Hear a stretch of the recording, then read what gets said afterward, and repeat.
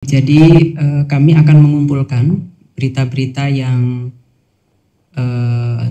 selama ini digunakan ya menurut kejaksaan tadi digunakan untuk melakukan rekayasa permufakatan jahat. Nah, berita-berita itulah yang nanti akan kami nilai apakah secara substansial atau secara prosedural itu menggunakan parameter kode etik jurnalistik atau bukan. Kami ingin memastikan terlebih dahulu. Jadi dalam konteks pemeriksaan itu bisa jadi nanti kami memanggil para pihak. Untuk kita sekalian, salam, Om Swastiastu, Namo Buddhaya, salam kebajikan, salam bahagia, salam sehat dan rahayu untuk kita semua. Rekan-rekan media, dapat kami sampaikan bahwa hari ini, ya, hari Selasa, tepatnya tanggal 22 April 2025, Bapak Jaksa Agung tadi sekira pukul 13:15 menerima kunjungan dari Dewan Pers yang dihadiri langsung oleh Ibu Ketua dan para komisioner. Rekan-rekan media, sebagaimana kita ketahui bersama, tentu dalam pertemuan ini ada banyak hal ya yang dibicarakan, baik terkait dengan penanganan perkara, ya tentu Bapak Jaksa Agung memberikan penjelasan-penjelasan terkait dengan penanganan perkara, kemudian terkait dengan rencana aksi ke depan yang akan dibangun oleh Kejaksaan bersama Dewan Pers, khususnya terkait dengan perjanjian kerjasama yang akan terus dilakukan. Nah, yang ketiga bahwa dalam pertemuan itu juga tentu sepakat bahwa sinergitas dan kolaborasi antara Kejaksaan dan Dewan Pers akan terus ditumbuh kembangkan dan ditingkatkan serta dieratkan, karena bagaimanapun media adalah bagian integral dari penegakan hukum yang merupakan tugas dan fungsi dari institusi Adiaksa. Oleh karenanya, barangkali kita akan mendengarkan penjelasan-penjelasan dan keterangan yang disampaikan oleh Ibu Ketua dalam kaitan dengan pertemuan ini. Manakala nanti ada hal-hal yang perlu dipertanyakan, kami persilakan. Silakan Bu Ketua. Terima kasih. Assalamualaikum warahmatullahi wabarakatuh. Selamat siang buat kawan-kawan media. Terima kasih kalau hari ini sejak pagi barangkali menunggu berita respon dari Dewan Pers terkait kasus yang sedang ditangani oleh Kejaksaan Agung. Pada kesempatan kali ini saya bersama-sama dengan Pak Toto dan Pak Sabto berkunjung yang sebetulnya ini kunjungan yang memang sudah direncanakan sebelumnya. Jadi kami periode 2022-2025 ini pisah pamit kepada lembaga-lembaga termasuk ke kawan-kawan di lingkungan konstituen Dewan Pers maupun media. Sehingga pada kesempatan kali ini selain pisah pamit lalu membicarakan tindak lanjut MOU yang sebetulnya juga sudah kami persiapkan sejak setahun yang lalu ya Pak ya, akhir 2024, kemudian sekaligus kami bicarakan pada hari ini.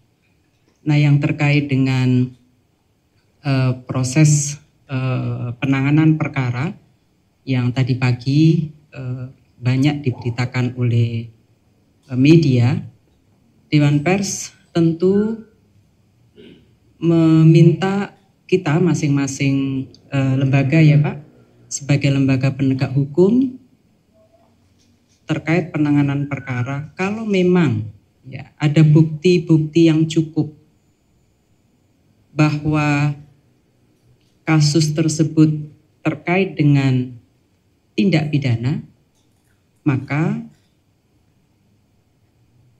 ini adalah kewenangan penuh dari Kejaksaan Agung untuk menindaklanjuti prosesnya.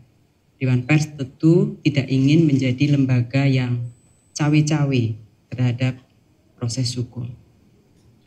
Tetapi terkait dengan pemberitaan untuk menilai apakah sebuah karya pemberitaan itu masuk kategori karya jurnalistik atau bukan, ini adalah kewenangan etik dan yang melakukan penilaian adalah Dewan Pers, sebagaimana yang ditunjuk di dalam Undang-Undang 40 tahun 99. Dan untuk ini maka saya selaku Ketua Dewan Pers dan juga Pak Jaksa Agung disaksikan langsung oleh Pak Kapuspen dan anggota Dewan Pers sepakat untuk saling menghormati proses yang sedang dijalankan dan masing-masing menjalankan tugasnya sebagaimana mandat yang diberikan oleh undang-undang kepada kami. Di Kode Etik Jurnalistik di pasal 6 khususnya memang mengatur soal perilaku-perilaku dari para pekerja pers, jurnalis ya. Kalau ada indikasi tindakan-tindakan yang berupa suap atau penyalahgunaan profesinya. Ada pengaturan di dalam kode etik dan itu masuk ranah wilayah etik di pasal 6 dan pasal 8. Kami Dewan Pers tentu akan menilai dua hal. Yang pertama soal pemberitaannya, apakah ada pelanggaran terhadap kode etik pasal 3 misalnya cover both side atau tidak, ada proses uji akurasi dan lain-lain. Yang kedua adalah menilai perilaku dari wartawan, apakah ada tindakan-tindakan yang melanggar kode etik sebagai wartawan di dalam menjalankan tugasnya, dalam menjalankan profesionalisme kerjanya. Karena pers itu memerlukan dua hal yang harus berjalan seiring. Perusahaan persnya harus profesional, jurnalisnya juga harus profesional. Artinya bekerja secara demokratis, bekerja tidak mencampur adukkan antara opini dengan fakta, menggunakan standar moral yang tinggi, nggak minta-minta duit, nggak nyuap, dan menggunakan azas praduga tidak bersalah. 4 hal ini adalah prinsip demokratis untuk melahirkan karya jurnalistik dan berkualitas. Dan untuk ini Dewan Pers punya kewajiban untuk menjaga dan menilai, punya hak untuk menilai.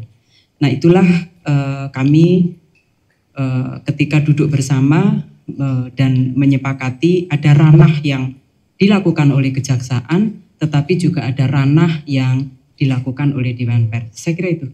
Terima kasih.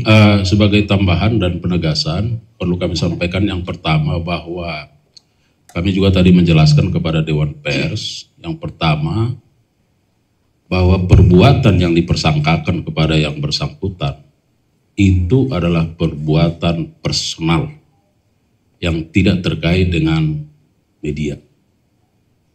Itu tegas.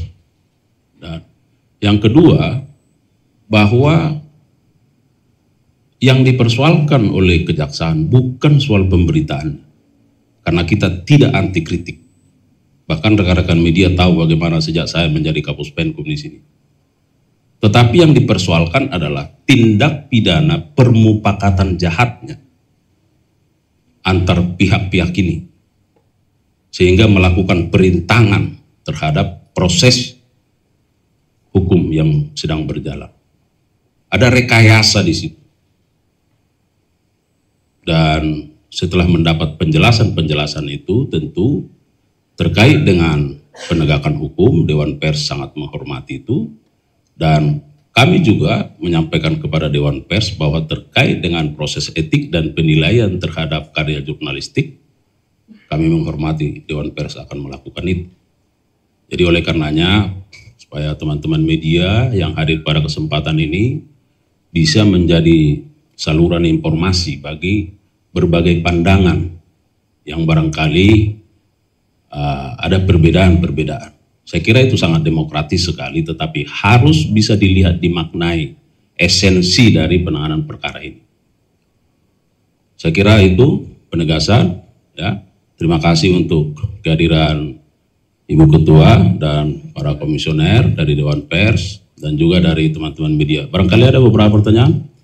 Silakan mulai dari depan dulu. Atau ada tambahan dari Pak Sabta? Cukup. Ya, silakan. Dewan Pers akan memanggil pihak JKT untuk pemeriksaan terkait jurnalistiknya atau bagaimana? Belum. Jadi kami akan mengumpulkan berita-berita yang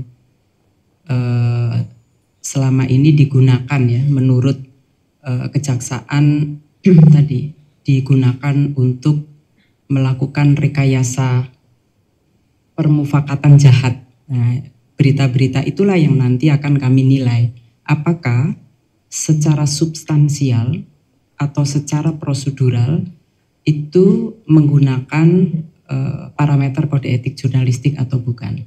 Kami ingin memastikan terlebih dahulu. Jadi dalam konteks pemeriksaan itu bisa jadi nanti kami memanggil para pihak.